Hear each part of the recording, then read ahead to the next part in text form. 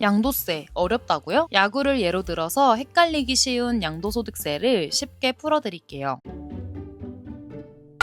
두아버드즈에서 선수를 영입하기로 합니다. 해외 용병 와타니 몇 타니를 영입하기 위해 계약금, 즉 영입비를 지불합니다. 이때 영입비에 비례하는 세금을 국가에 내야 하죠. 이것이 바로 주택을 살 때 내는 취득세입니다. 근데 선수를 영입하기만 하면 끝일까요? 선수, 즉 주택을 보유했기 때문에 세금이 또 붙습니다. 바로 종합부동산세와 재산세죠. 집은 단순히 소유하는 것만으로도 매년 돈이 새어나갑니다. 와타니 몇 타니는 두아버드즈 구단의 재산이므로 구단은 국가에 종합부동산세를 내야 합니다. 또한 구청에다가는 재산세를 내야 하죠.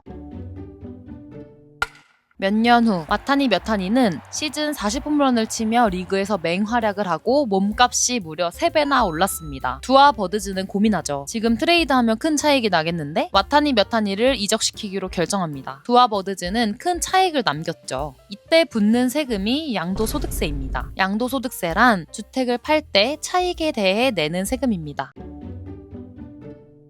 하지만 만약 와타니 몇 타니의 평가액이 12억 이하라면 두아버드즈는 양도세를 내지 않습니다. 놀랍게도 구단은 와타니 한 명만을 2년 이상 보유한 후 팔았기 때문입니다. 이것이 바로 1세대 1주택 비과세인데요. 하나의 세대가 한 개의 주택을 2년 이상 보유한 후 양도를 한 경우 양도 차익에 대해 양도소득세를 면제해줍니다.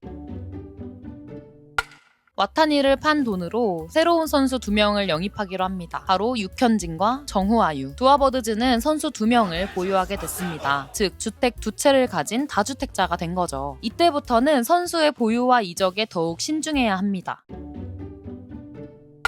정후아유 영입 6개월 만에 가치가 급등했습니다. 구단은 지금 당장이라도 이적을 시키고 싶겠죠. 그렇지만 선수 2명, 즉 다주택 상태에서 1년 미만 보유한 주택을 양도하면 70% 세율을, 1년 이상 2년 미만 보유한 주택을 양도하면 60% 세율을 적용합니다. 와, 세율이 너무 부담스러워요. 양도 차익을 세금으로 다 뺏길 순 없습니다. 그래서 두아버드즈는 2년 1일째 되는 날 양도하기로 합니다. 비록 다주택인 상태에서 양도했기 때문에 1세대 1주택 비과세 혜택은 받지 못했지만 중과세 없이 기본세율만을 적용받을 수 있었어요.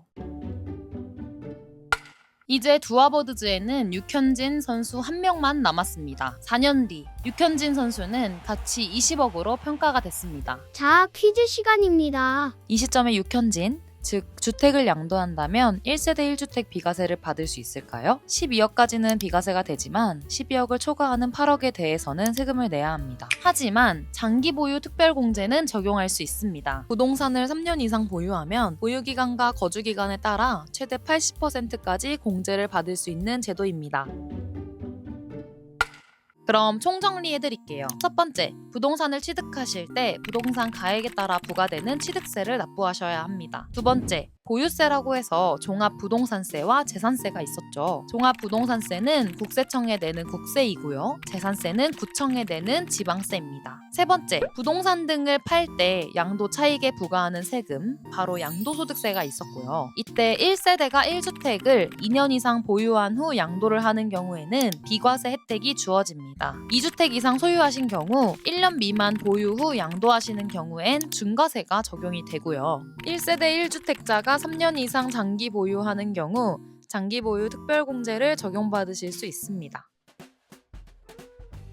주택 세금, 집 개수만 잘 세면 되는 거 아니야? 라고 생각하실 수도 있는데 집 개수를 세는 게 생각보다 복잡하실 수도 있습니다. 예를 들어 집을 한 채 보유하고 있는데 주택을 추가로 구매를 하시는 경우 3년 이내에 집을 양도한다면 일시적 1세대 1주택 비과세를 적용받으실 수 있고요. 하나의 주택을 소유하고 있는 상황에서 부모님을 모시게 되면서 집이 한 채 더 생긴 경우 10년 이내에 먼저 판 집에 대해서는 1세대 1주택 비과세를 적용받으실 수 있습니다. 또한 상속으로 주택이 늘어난 경우 상속받은 집이 아닌 일반 주택을 2년 이내 양도하신 경우에도 1세대 1주택 비과세를 적용받으실 수 있습니다. 주택이 조정 대상 지역에 있느냐, 시가표준액은 얼마냐, 취득 양도 시점은 언제냐에 따라서도 주택수 계산이 달라질 수 있습니다. 이런 걸 조금이라도 잘못 따지게 되면 정말 세금 폭탄을 맞는 안타까운 경우가 생기기도 합니다. 그럼 지금까지 시청해주셔서 감사합니다. 세무하나 이연화 세무사였습니다. 안녕.